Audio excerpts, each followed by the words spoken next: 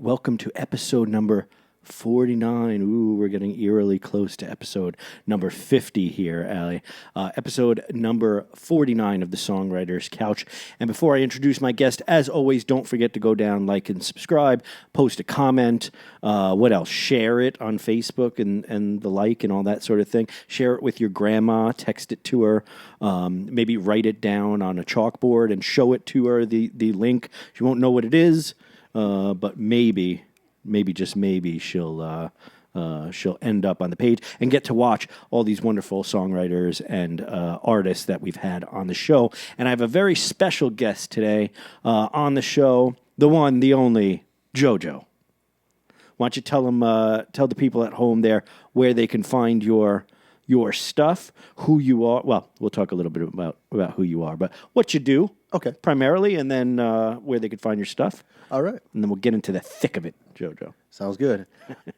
Well, I'm honored to be here. Thank you so much for having me. My name is Jojo. I am a multi-instrumentalist, amateur, I suppose. I have no professional training in music whatsoever. I just love to play it. I play a lot of folk music, blues music, mostly Americana. And you can find me just about anywhere that there's a park bench. Where do you have an Instagram or any of that kind of thing? I've got a Facebook. I don't really. I mostly use it to promote some stuff every now and then, but Instagram I don't have just yet. Right on. Well, yeah, you're better off without it. I think to be I perfectly am. honest. Yep. I mean, maybe not for your promotional, your promotional stuff, but in general, I think people are better off without. That is without true. Social media. I agree. All right, so we're going to get into something here that we like to call. I actually have a graphic that's named three statements of potential fact that comes up, but we call it, just to shorten it up, two truths and a lie. Okay. So you ready to play? All right, let's go. Jojo? All right, let's go ahead and start it right now.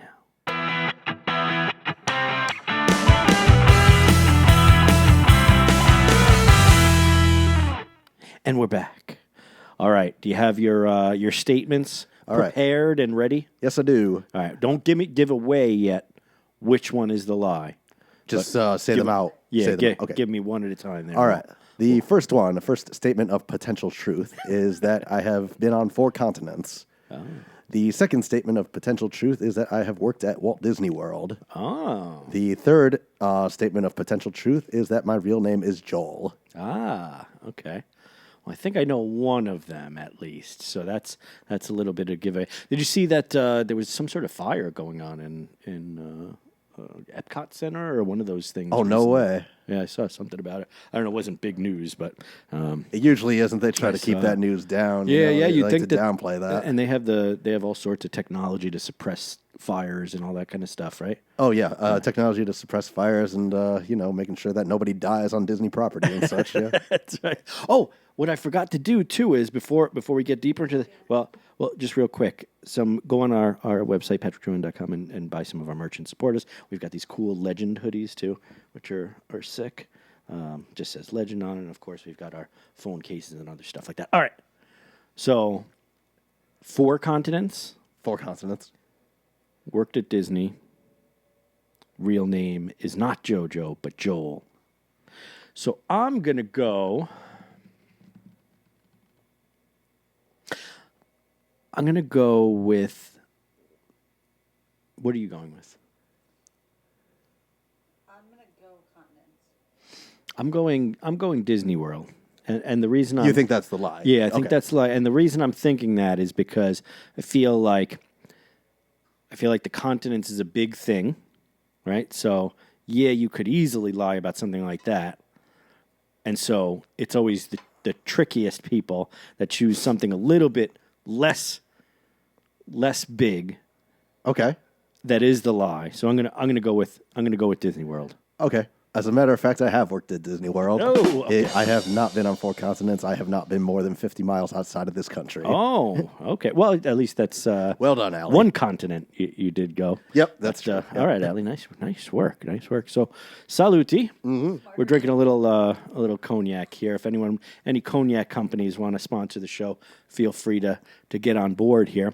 So let's start with kind of how you got into I guess you're a songwriter, right? And Yeah. Well, you I try anyway. perform. What started your interest in music, I guess, and then on top of that, getting into performing it? Okay. Oh, gee. Wow. Okay. So I've been playing guitar since I was about 18 years old, and I'd always wanted to start a band. It was always like every teenage boy that picks up an instrument wants to start a band eventually. Yeah. It didn't work out. I was living in Florida. Had some friends. We tried. It didn't work out. It fell apart. And then guitar kind of just became a back burner sort of thing for many, many years. I'm a cook for a living, so I've been working in kitchens for the last several years. It's fun. It's fun. I've always worked in kitchens and Oh, hell stuff yeah. too. In my my previous lives, I like food. It's kind of Yeah. similar to music in a way where you get to create something. And I actually I owned a restaurant or whatever. Oh, word. And so I got to create what the menu was going to be and all that kind of stuff. And I always found it very fulfilling that you're literally making up something, creating it, and then someone is physically eating the product, almost like eating your art. That's an There's interesting way something- of putting it. Yeah, there's something intense about it. Or maybe I'm just out of my mind, Jojo. In a way, but I mean, when you when you're writing a song and you play it in front of an audience, I find it's more like just one thing and just one thing that you got to concentrate on. Whereas when working in a restaurant behind a line, it's like mass producing and it's you got to keep on top of it. It's a fast paced. What I like about music is that it kind of gives me a chance to slow down. I wanted to explore other parts of my personal life, especially following COVID. I'd been through a bit of a heartbreak that about 8 months prior to when I Always got back. starts there. Always starts there, doesn't it? Starts there with. And I'd been teaching this girl guitar, and so when we parted ways, it was actually very agonizing to pick up my guitar again. I was actually wondering if I ever would pick it up again. I tried getting into other things like snowboarding for a while or building with Legos, anything creative, And then I was at the Lilac Festival in 2022. It was the first real one that they'd brought back since COVID. So I was very excited. I was mostly excited to see the food there. And then I was walking by the stage. The stage at the time when I first got there was like, 90s cover band, whatever. Yeah. They cleared out eventually, and then this other band came on that just blew me away. They are called the Kitchen Dwellers. I have heard of them around town. Okay. Yep. They're really great. So I was blown away by them. I actually saw them twice that day. They threw that show, and then they had another one at the Flower City Station later that night, and it was amazing. Did you end up going to that show? I too? did, You yeah. ended up going. Oh, right on. I've seen them 5 times now, so it's yeah. That's awesome. They're one of my favorites. So that inspired you to kind of get on the.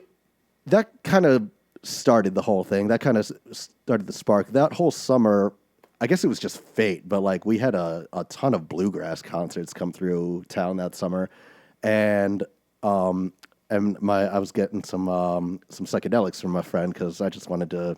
I was quitting a stressful job at the time. I wanted to Reset. I wanted to reset. So I had a very psychedelic infused summer, and going to all these bluegrass concerts, it started to run circles in my mind. Like for one thing, I'm very lucky that I'm able to play guitar. I actually have over 30 stitches in my left hand. Wow, how did that happen? From cuts, various cuts kitchen? in the kitchen. Yeah, You know what's funny? I actually cut.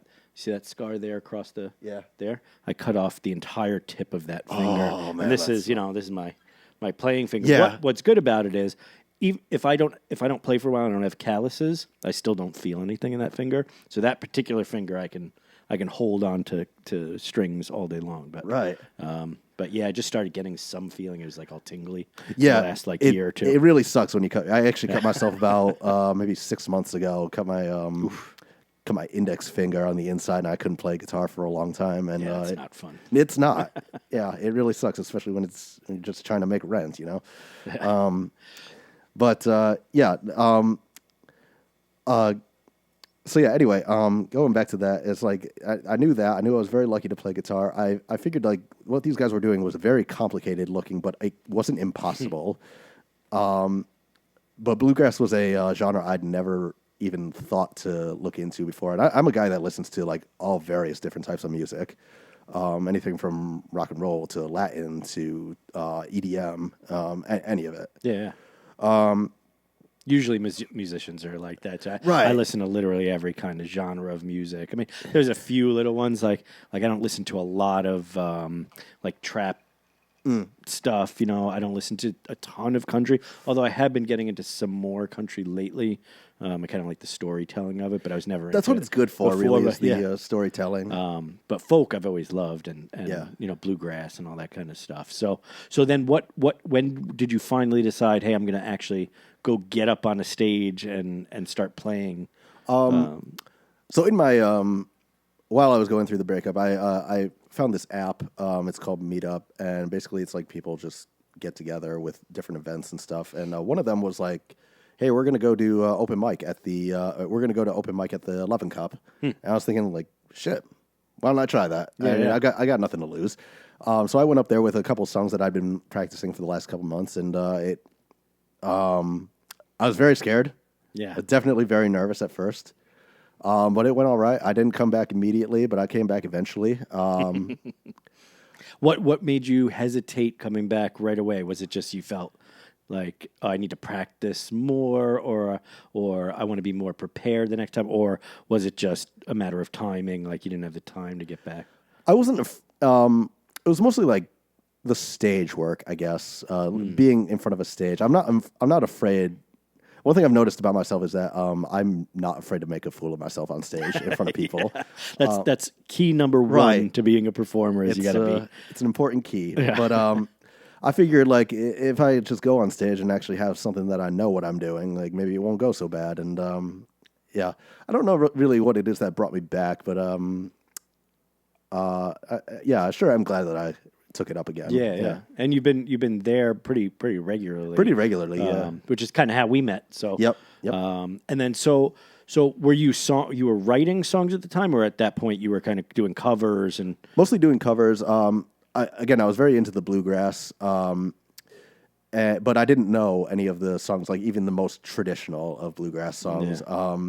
So kind of what I did and what I still do today is I took a couple cover songs that I do know, which was mostly rock, mostly Beatles, some Pink Floyd. Took some of those songs and kind of just reconstructed them in a way that maybe like if a bluegrass band were to come to town and do that cover, this is how they would play it. I dig it. Yeah. So that's kind of been my key direction that I've been going in, at least as far as covers go. I like to write songs. My songwriting process is a little bit slow, unfortunately, but I try as I may. Yeah, well, sometimes so I feel like sometimes it's slower coming on for me too, but other times it just seems to happen too. Right. Other times You it's know? like catching lightning in a Right. bottle. Yeah. So what do you primarily write based on kind of like inspiration, or are you sitting down specifically like, hey, I'm going to sit down and write a song now? How does it usually come to fruition? I don't know. Usually I'm just going through my day and think of something that happened some years ago and thinking, maybe I can write a song about that. Are you a lyric first, or a riff first, or a Ooh. Mostly, I think I'm mostly a lyric writer first. Yeah. And I'll think of, I'll try and put something together in my head and then maybe put it out on guitar. And then, but yeah, if I can fit a harmonica in there too, that would be great. Yeah. You know what I've noticed too? There's a lot of songwriters that start out either writing poetry or they come up with melodies, or they come up with like lyrics to something in their head, like music in their head. But a lot of songwriters are not musicians. Like they're not instrument. I shouldn't say not musicians at first, but they're not. They don't play an instrument, or their pursuit isn't like, okay, I'm going to be a guitar virtuoso, or I'm going to be a keyboard, a piano virtuoso, or whatever. It usually starts as like, I want to express words and things that are in my head, and the vehicle to do that is going to be lyrics. So I need to have music behind me in some way. Right. So I've got to learn a guitar or a piano, something I could play where I could figure out some chord progressions or whatever that can go behind the lyrics, which is the same route I kind of take to where I tend to write a riff, a simple thing that will help be the vehicle for the lyrics, Okay. Yeah. Do you feel like you do a similar thing, or is it a little different? I suppose it's I don't know. See, I haven't written many songs, so it's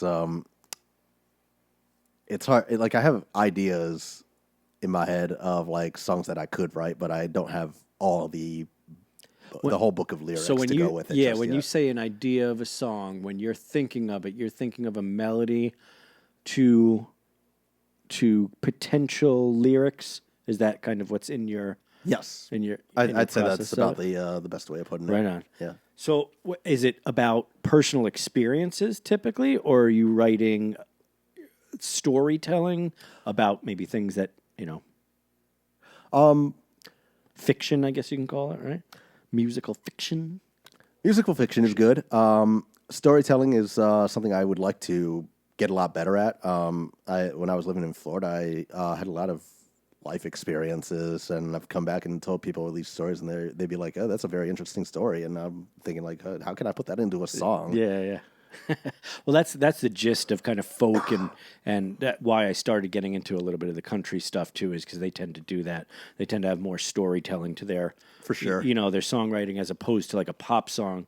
While it does have some story to it, it's generally like a hook, generally a love song or heartbreak song, something along those lines, Or something happening in a nightclub. Yeah, and catchy. But I really like being taken on a journey in a song. Oh, yeah. Being told a story and kind of having the imagery come up in my head as I'm listening to it. What's some of your favorite? Like, if you were to say, I wish I wrote that song. What would be like one of your top 10? Oh, I've listened to like countless Willie Nelson tunes where I'm like, oh my God, that's such a great song. Like, why can't I think of something like that? Yeah. If I had to like pick one on the spot, I would say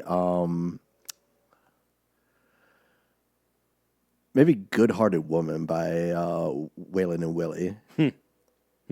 Why do you like that song? I don't know. That kind of just floated up to the top of my head. But I always thought they were really good songwriters, and like they wrote that song over a poker game, and it's like, Right. and it's like it's just so simple to them. It just comes off so simple, and it's like that's something I gotta try and improve on myself. Take lessons from that. Yeah, sometimes I feel like there's songs that you're like, where the hell did that come from? With a particular band, like you just think about Queen, like some of their songs, like Bohemian Rhapsody. Where in the part of my French? Where in the fuck did that come from? Right. That song, you know what I mean? As they were writing it, some of it isn't even words they're writing. There's like this opera feel to it. There's 3 parts to it. It's this big, complicated, song, but it's so rock and roll too at the same time. Freddie Mercury actually he went to his producers before making that tune, and he told them he wanted to do he had like an idea of a rock opera, which had never happened before. So that song is like very revolutionary, and like Freddie Mercury in his own ways, he's a very good, very talented songwriter too. He's one of the songwriters that, like in particular, Queen's songs, a lot of them invoke this, this grandeur. They're very like epic songs. Or even some simple ones like that tune, "Crazy Little Thing Called Love." He wrote that in 6 minutes while sitting in a bathtub, and it's like that's catching lightning in a bottle. Yeah, that happens to me sometimes too. I mean, I haven't written that song, obviously, which has sold way more than any of my stuff. But sometimes that just tends to happen. Like I have a song called "It's All Right" which is actually, as a matter of fact, is going to come out on this next album that we're Solid. releasing that we have yet to have a name for. But that song was written. I was like getting ready to go out to the gym to go for a run, and I was sitting down with my guitar as I was leaving with a coffee, just finishing my coffee, and I just happened to write this tune called "It's All Right." And then since then, it's probably been one of my most popular songs when I play it anywhere. I've won like songwriting competitions with it. Oh, nice. Yeah. I'll be perfectly honest. Not one of my favorites of my own songs when I play it, but everyone seems to like it. So That's the other thing too about writing your own song is that you actually I find like I'll get annoyed with my own writing. Like like people will think it's good, but it's like I've heard it so many times. It's like almost like a radio hit now at this point. To where I just don't even want to hear it myself, and so that's another thing I struggle with when it comes to songwriting. But if people want to hear it, I mean, yeah, I'd be happy to play it. That's what I do. yeah, I mean, but one of the things that happens with me as well is because I have songs like that, that I've been playing for, I don't know, 15 years, some of the songs, maybe even longer. And so I'm kind of sick of it, but when I play it in front of people, a lot of the times there are people that are hearing that song for the first time. Like I remember, so you've played Boulder open mic, obviously, right? Yeah. In the past. So I was there one of the open mic days, and I started playing one of my songs called "Hey You," and it's in a weird timing. It's I think 7/8 timing or something during the verse, and then it goes back to like a 4/4, and then it flips back. And I'm playing it on stage, and someone came up to me after it, and he's like, "Was that in 7/8 timing? Like what? Like such a weird thing to write in, like that timing or whatever." He's like, "It's a great song," or whatever. I was so sick of hearing it. I don't even think about the fact that it's it must be interesting to hear that rhythm for the first time. Right. Yeah. So I think that can help if you start to think about, all right, there's going to be someone in the audience that's hearing this for the first time, that might relate or might find it catchy or what have you. Yep. What's one of your favorite songs to play of yours? Of my originals? Yeah. Let's see. I got one that I call Highway Mule. It's a story. It's based on a story of when I was living in Florida. I knew a lot of people that dealt drugs and such. But Never him though. Never you. I just want to make that clear. Anyone's listening? Of course. Right. Correct. But yeah, it's a simple blues tune. I actually took the tune that I off the melody off a Ray Charles song that I rewrote or that I recovered into a blues tune, and then took that music and then made it faster, and then added my lyrics to it. Well, that's what's interesting about what you just said, because that's kind of what rock and roll is, right? It takes blues music and then just speeds it up. Yep. Makes it louder and a little raunchier. Yep. And then you have rock and roll there. So what's interesting, I keep looking at your hemp necklaces there, and it reminds me of a time. So I went to Woodstock in 1999. When was that the last one? Yeah, one. Yeah, it was the last one when they burnt the whole place to the ground. So one of the things I think we had to do, because we were staying there, and the first night we stayed overnight in a tent, all that kind of thing. I mean, we were up all night, but you could feel it was like palpable in the air, like the feeling of everyone's about to go insane and lose it. So you could kind of sense, everyone's on too many drugs, and they've been, it's hot. It's like 100 degrees out. They had turned over porta potties and stuff like that, so all the drinking water was gone. So they were selling bottled water, but for like $10 a bottle. And back then, that was very expensive. No, right, for a bottle of water. That's almost like $30. Like now today. with inflation, it's like, oh, that's a cheap bottle of water. Yeah. But back then it was a lot. So people, you could sense something bad was going to happen. So we're like, okay, screw this. We're going to get out, and I promise you, I'll get to the point in a second about your necklaces. But one of the things we wanted to do is, okay, let's get a hotel nearby because we live kind of far. So let's just get a hotel. We'll go there. We'll shower, and then we'll go home tomorrow or whatever. And the way that we ended up paying for it, I had a bunch of hemp string. Oh, really? I made a ton of hemp necklaces and things like that, and I sold them in there, made some money, and we paid for the hotel. That's really cool. Afterwards, My sister actually makes these for me. She'll usually make them for my birthday or something. Yeah, they're fun. They're kind of like the lanyard. You know, Yep. when you're a kid back in the well, you're too young for that, but in camp we used to make those. Yeah. Yeah. Is that what they called it? Boondoggling?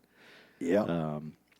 But you see it, yeah. So did you ever go to like do you like those big festivals like that? I've only been to a couple, but the amount of people always freaks me out. I know. Yeah, that's kind of the thing. Like, I have no interest in going to like Lollapalooza or something like Yeah. that. I also feel like they're different nowadays. You know, they're very They're corporatized. They're very and, like, corporatized. I was actually reading an article some years ago about how the VIP experience has ruined concert going. And like, it's. how so? Like What? like that. Well, I kind of think that it's kind of worn off a bit. I think people have gotten the idea that VIPs are so not worth the money. price that you pay. Speaking of Elton John's final tour, we went to that, and I paid a lot of money Oh, my for God. VIP tickets and because my piano player Garrigan, shout out to Garrigan, super into Elton John, like very very like from the time. So he grew up in Eastern Europe and was it was his inspiration for piano playing. So I'm like, okay, it's his last tour. I'm gonna be a good band leader. I'm gonna buy him tickets. Gonna take my wife and stuff. So paid I don't know how much friggin' money for those things. We get there and there's like a VIP lounge, you know, where you're supposed to get hors yeah. d'oeuvres and drinks, this kind of thing. And they're like, oh no, that's like the platinum VIP thing. I was like, there was nothing higher than what I bought, and you're telling me I that's don't even so get that. shitty. And then we got like a bag of stuff or whatever, and we were pretty close to the stage. But Elton John's stage is so high. It's so high. that it doesn't matter that you're that close. Yeah. You still. I found myself. We were maybe 10 rows in, and I'm still looking at the screen while I'm there. You know, which it was a great show. It's good that it's a good show. Yeah, Like he's a great musician or whatever. But I agree with you. I think the VIP thing, like charging so much for tickets for people to just come see you perform, and especially nowadays with some of these groups, like they're not live performing some of their stuff too. It's No, like, right. You know, like these pop stars, like they're not even performing; they're just miming it on stage, Right. And you're paying $3,000 for a ticket or whatever. it No, is. really. You think Taylor Swift is doing all her original stuff for 3 hours on Yeah, stage? yeah. Like, Well, she's one of the people. I shouldn't talk shit about who Taylor does- Swift. who does actually play. So she plays guitar and she can sing. So I grant her. Oh, that. I've got a lot of respect for Taylor I'm sure Swift, there's a like- ton of backing tracks though, because she's dancing and doing that sort of Yeah. thing. But it just seems like a money grab when people when artists try and charge exorbitant amounts for access to just come see your music. oh my God, did you see this Gene Simmons thing lately? Yeah, I did Yeah, see that. $12,000 to be his Let's piss roadie. off Gene Simmons, yeah, because he's yeah, but he's one of really? one of those that- musicians, Jojo, that's all about the money and the business Yep. side of it, which is why Kiss was so successful. I think Yep. he was to blame. We can blame him for a Kiss for the I mean, they were for wildly Kiss successful, but yeah. but I think he's more of a business, like a shrewd Oh, yeah. businessman, Yep. But I did see that. So why don't you explain to anyone that hasn't Oh seen yeah, so I mean, if you haven't seen the story, Gene Simmons, the bass player and frontman of Kiss, doing his own solo tour, or was doing his own solo tour. Oh, it wasn't even Kiss? It wasn't even just his Kiss. It was solo just the thing? Gene Simmons solo tour. didn't know that. And he put out an ad trying to get one person from each city that he was going to be his roadie. Only thing was you didn't get paid. You had to pay him $12,000. And it's like, I can't imagine who would do that. Unfortunately, Yeah, I'm sure there were people that signed up for it. Yeah, but I think they canceled. they canceled the He tour, ended and up apparently canceling the his people tour. who paid into that aren't getting their money back. What?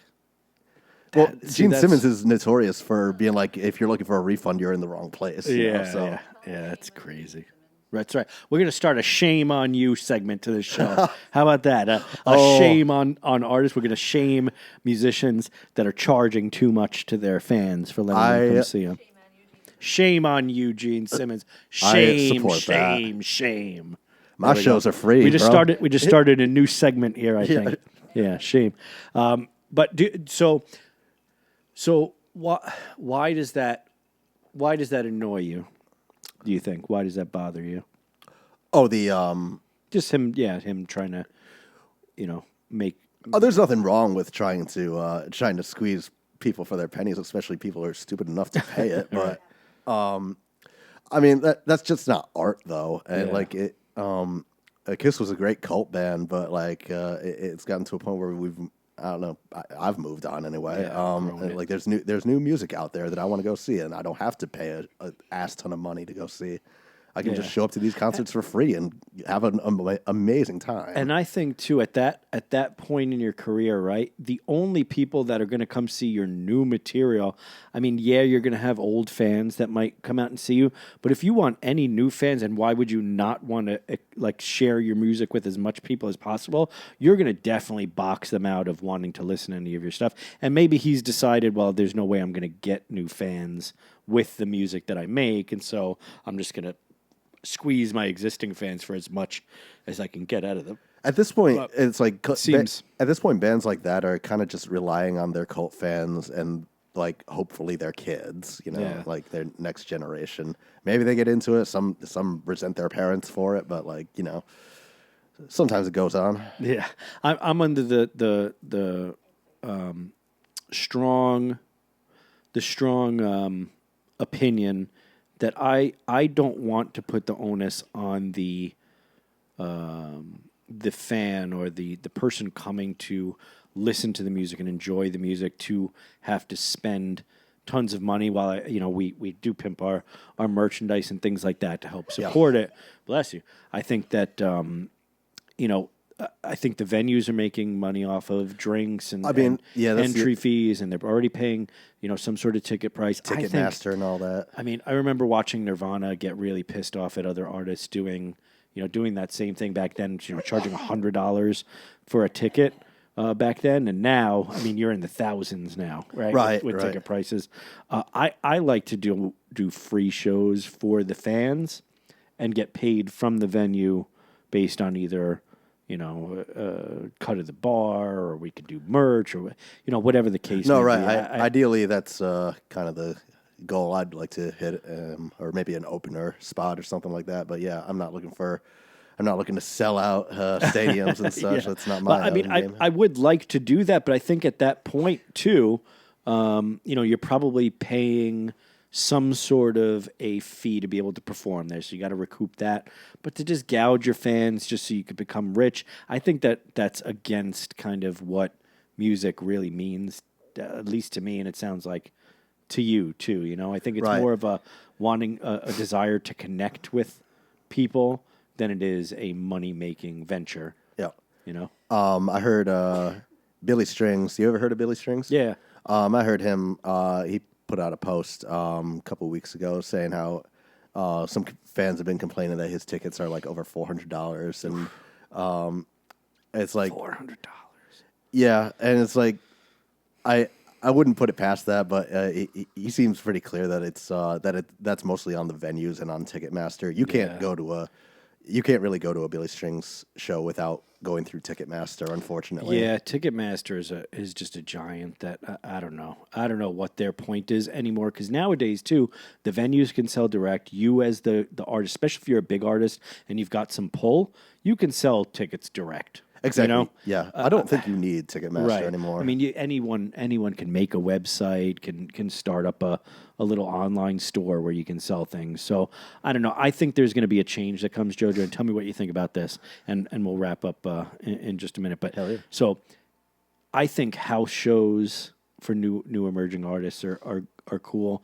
Community spaces, people performing in those kind of things, and yes, charging maybe $10 to get in, but 99% of that goes to either the artist or directly to whoever's just kind of putting it together. Right. I think that's kind of the future of independent artists and new emerging people, is to do it in non-traditional venues. Do you feel like that? Because you're younger than me, so do you see that trend happening? I've already been to a few myself. There's a place right down the street from me called Muck Duck Studios. I don't know if you've heard of that. As a matter of fact, we're going to be playing. Oh, right on. So I love Muck Duck. I haven't been there in months, but I love it. Casey's been on the Miss show. Casey, yep.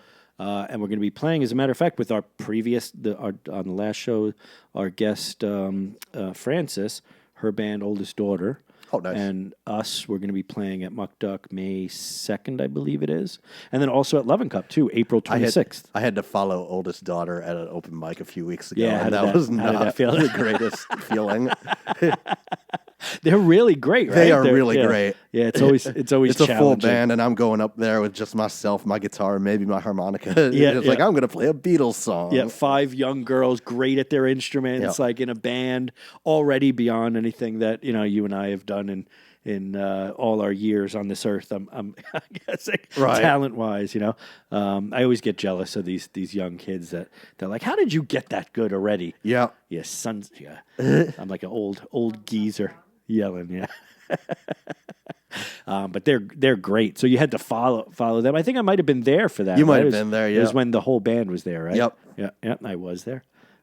So why don't we go ahead and we're gonna wrap this episode up? Sure. Yep. But again, one more time, just tell them. I guess your name, where they can find anything to do with you if they want to see you come and perform. Maybe what's the next time you're going to be playing anywhere? Sure. Well, again, my name is Jojo, and it's been an honor to be here. I'm a folk instrumentalist and songwriter, and you can basically find me. I basically play anywhere outside. I'll play at open mic nights. I think the next time I'm playing, maybe Sunday at the Cottage. I think I'll be probably going down there. At the Cottage at Mendon, they do an open mic. Songwriters, a kind of acoustic themed open mic on night. a Sunday, huh? Yeah, it's on a Sunday. I might have to come check that out. Come check it out, man. It's It's a good. It doesn't get very busy there. It's a good listening crowd. But yeah, it's a good time there. I love open mics. I love seeing Open mics are it's where the talent is. Like when you first start to see people like, oh, they're great. Yeah. Like maybe it's their first time on stage or whatever. I love watching that for some reason. Right. It's one of my favorite things to do. So, all right. So we're gonna wrap it up here, but I'm being yelled at by my producer / wife that you've also got to go and like and subscribe. Otherwise, she's gonna be very angry and come to your house like and subscribe. and find you and move your finger on the keyboard or mouse to like and subscribe. I'll do a little bit longer plug for our new merch store, patrickjoanne.com. We've got these cool Legend hoodies now. We've got some other ones with the new logo, which is also on my phone somewhere over here, with the smoke, kind of a reminiscent of the Indian holiday, Holi, I think it's called, Holi, where they throw the powdered powdered colors all over the place. Yeah. So reminiscent of that, and shout out to Ricky Kej, who wished me a happy Holly about a week ago, I think it was. But go and download, purchase some merch, like, subscribe, all that sort of thing. Thank you for being on the freaking show. Thank you for having me. The next show is going to be 50, so we've got to do something, right? Maybe in the comments. Well, maybe in the comments, what would you like to see? Maybe repeat guests, maybe balloons. Maybe I'll make one balloon animal. Should get someone to do a Tiny Desk snake concert or something. I'll make a snake. Ooh, a snake. That would... What'd you say, like a Tiny Desk? I was thinking, like a Tiny Yeah, Desk. we could do a concert. performance of some sort, but we'll talk about it. Yeah. Jojo, Cheers. thanks for stopping by. I know little history behind this. We've been trying to make this happen for a little while, and schedules have been off. So we finally got it to move forward. Yes. And thank you for being on the show, man. Yes, thank you so much for having me. And Pleasure to be here. We'll play together at some point in the very near future, I'm sure. Definitely. All right. Thanks, guys, for watching and listening. And Jojo, say bye to them, I guess. Goodbye, everyone. All right, later.